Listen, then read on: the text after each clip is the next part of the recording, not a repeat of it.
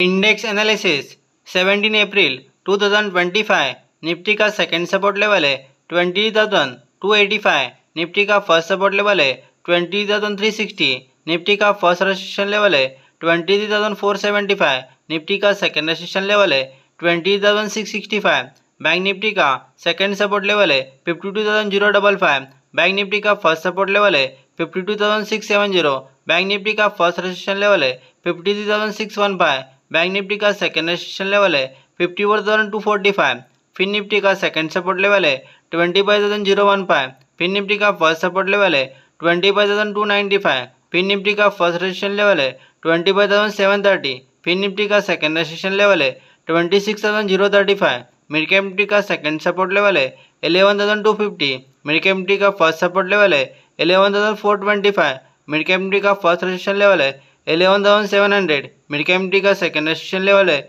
11,875,